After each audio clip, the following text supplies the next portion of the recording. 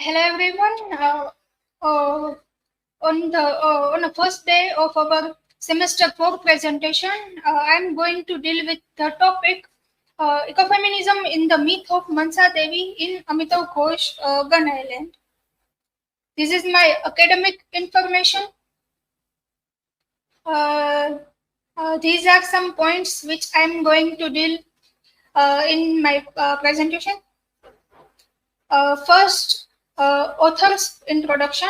Amitav Ghosh was born in 1956, Kolkata, and grew up in India, Bangladesh, and Sri Lanka. He studied in Delhi, Oxford, and Alexandria, and is the author of The Circle of Reason, The Shadow Lines, and An Antique Land, Dancing in uh, Cambodia, like Kolkata Chromosome, The Glass Palace, The Hungry Tide, and the Ibis trilogy, consisting of Sea of Poppings, A River of Smoke, and Flood of Fire. His most recent book, The Great Reset, Climate Change and the Unthinkable, a work of non-fiction, appeared in 2016.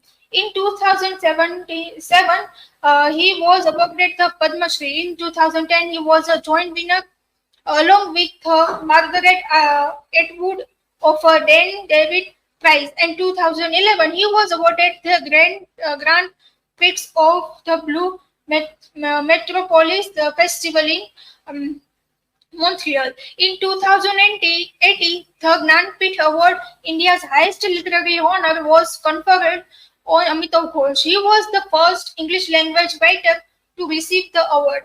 Amitav Ghosh was awarded the Erasmus Prize in 2024.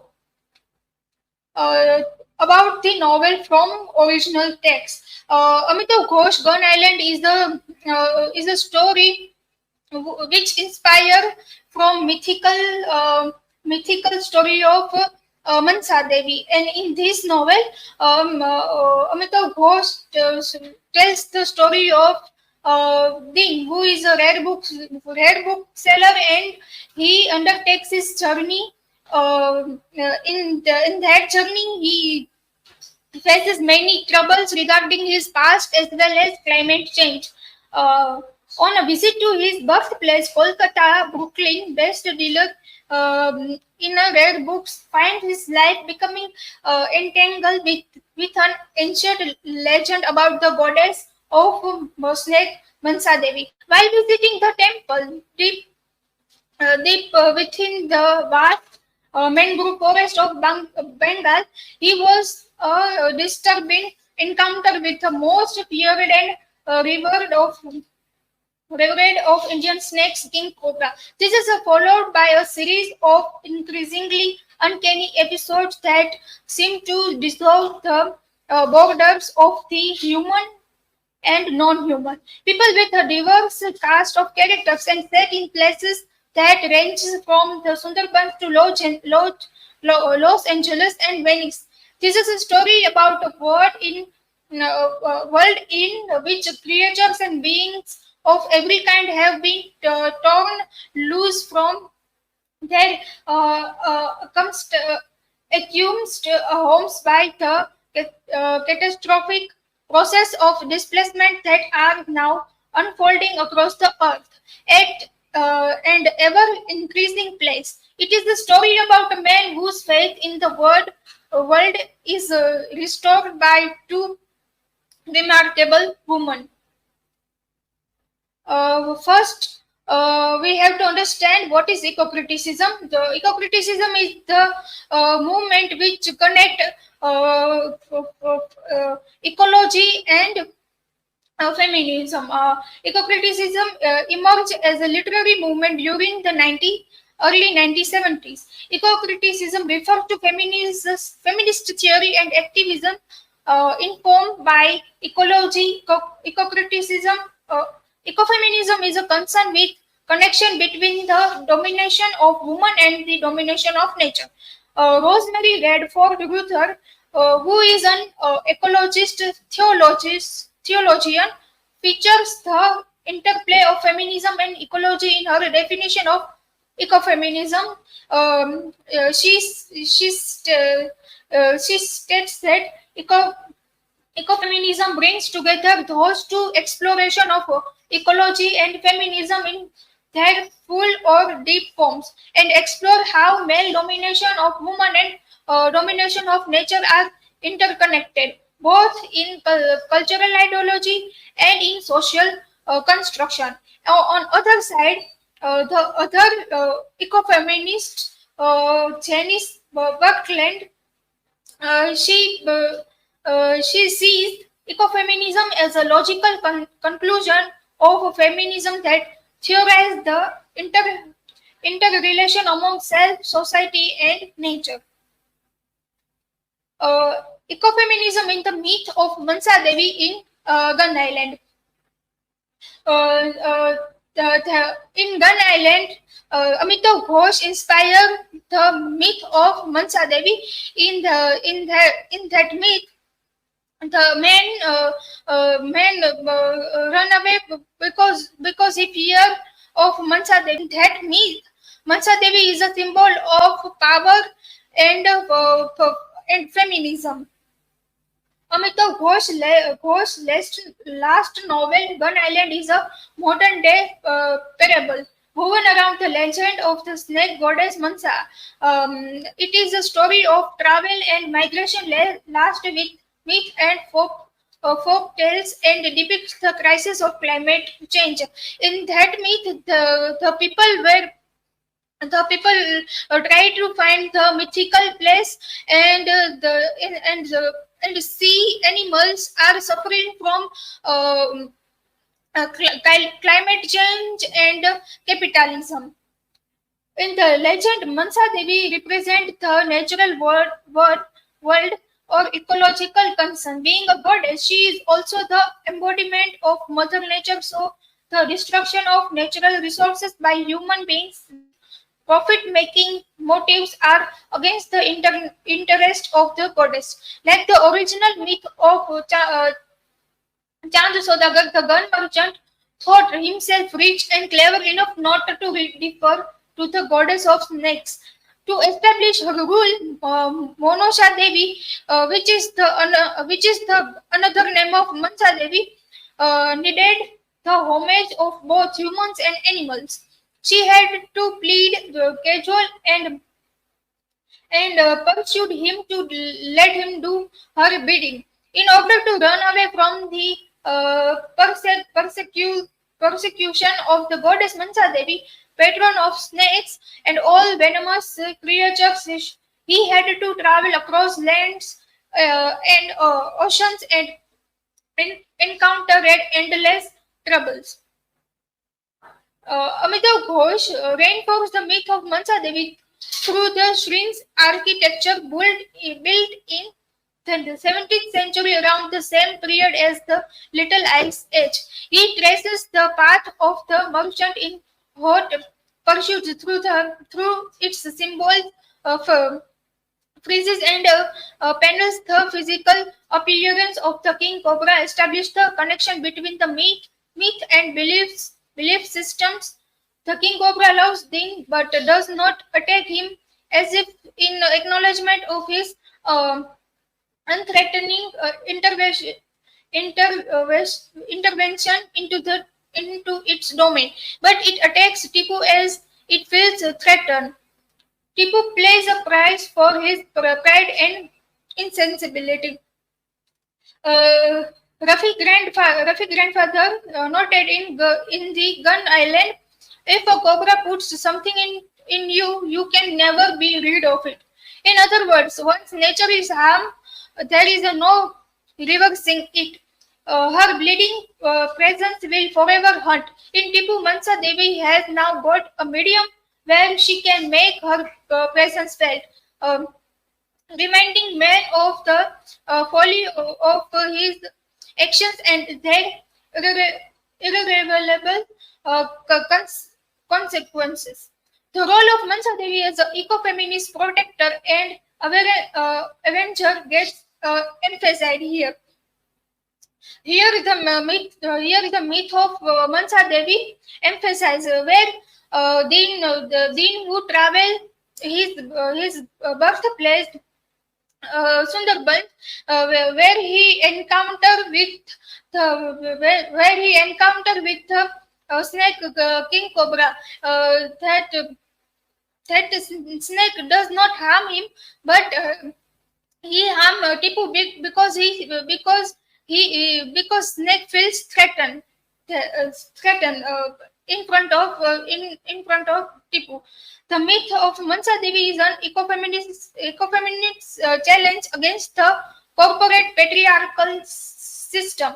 Then realize the tender nature of the pursuit, where when he sees it, then states that from the perspective of the goddess herself, and then pursuit no longer seemed to be a story of an almost incomprehensible vindictiveness, but something more fraught and even tender, a search driven by fear and desperation. Uh, the power of myth is doubly confirmed where Tipu and Pia from the impending beaching of dolphin in the Sundarbans, bringing the species to near extinction. All this is mysteriously connected with the movement of gun merchant. The catastrophe which ensues, Sinta argues has rational explanation in global warming, challenging habits, increasing amount of carbon dioxide in the atmosphere, and other greenhouse gases too. Here I compare Mansa Devi and Black Madonna. Belief, faith, customs, and permanent, universal. Just as the rural folk revered Mansa Devi as their protector, the previous Venetian also believed in Black Madonna. During the pandemic in Europe, when Qatar of the city's population perished and thousands of the people died in no time. Uh, no time, the little LA named Nova remained unaffected as a little girl living on the island, painted Black Madonna and hung in the picture at the entrance. The little girl believed that Madonna would protect people and plug would not enter their part of the city. Her trust in Madonna won over the horrible realities of the pandemic.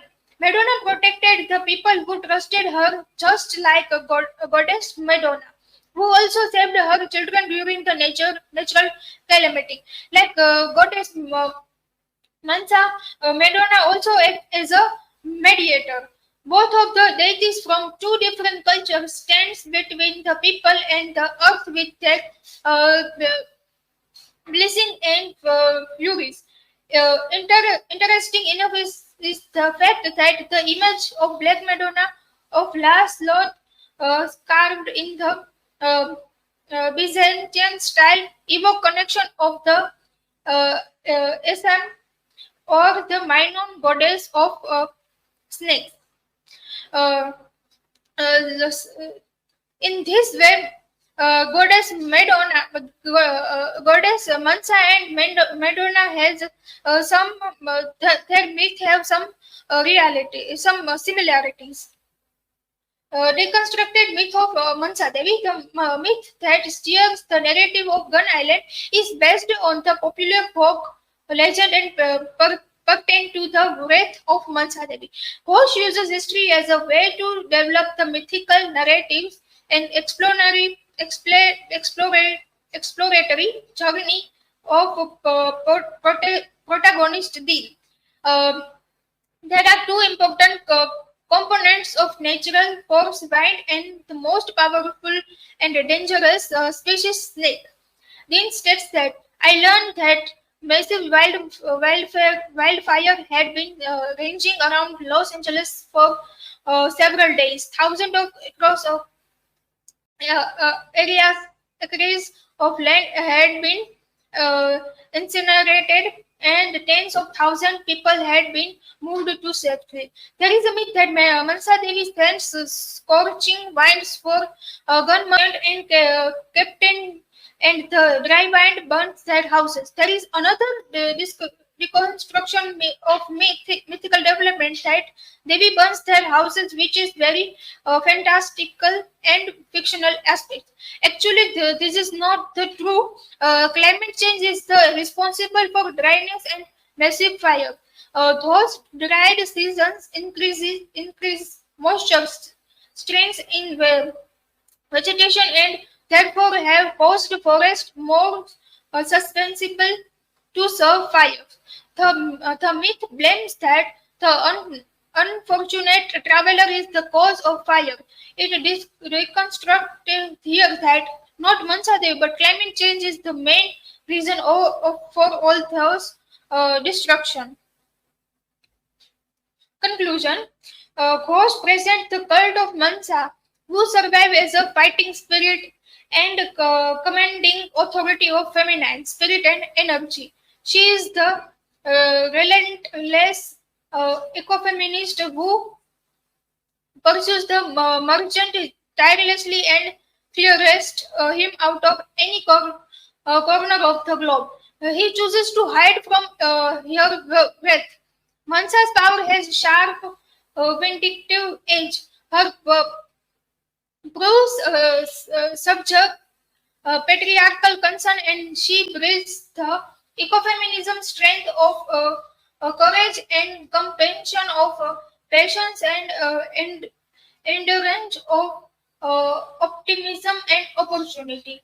Like the reader is left with an overwhelming gratitude towards the gun merchant, to his story, to Mansa Devi, and even to the King Cobra. It was as if they had broken a spell of bewilderment and set free. Ghost pursues the reader to believe that as long as those feminine and mysterious natural forces move the world, there will be a wide open sea and horizon of bright moonlight, leaping dolphins, and also outpouring hope, goddess, love, charity, and generosity. Generosity. Uh, the myth of Mansa Devi. The myth of Mansa Devi is played an important role in this in the novel. The Mansa Devi is symbolized as a power, and also she fight against the masculine authority, and she symbolizes earth and protect the nature. This is my references. Do you have any questions?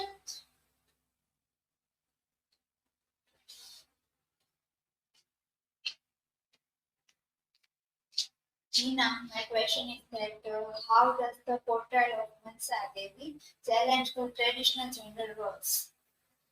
Um,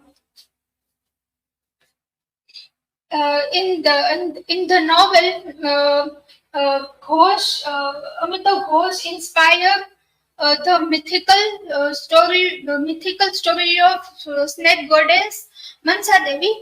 She is in that myth. She represent as a goddess, which is who is from Bengal folk tale. She represented as a power, and she can do whatever she want. And there is a male character who run away because he frightened of Mansa Devi's worth. Mansa Devi is represented as a is a female power, and she questioning the male authority, and in many societies, male power is, female is oppressed, or oppressed, and female have no identity. But in the myth of Mansa Devi, she represent power, and she is the symbol of earth.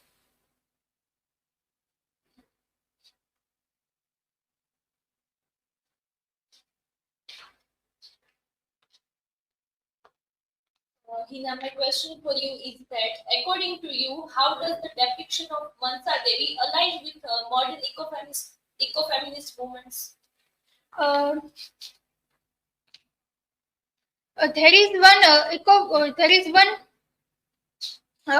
movement which is occur in South India. Chipko movement. That movement is very significant movement, because that movement is connected nature, with natural calamities. In that movement, women were played an important role, because they realized that they cannot live in they can not live in uh, in the land which is not where is not trees, and they they in a group hug the tree and protest against the activity which is which is occur in that which is occur in that land. Thank you.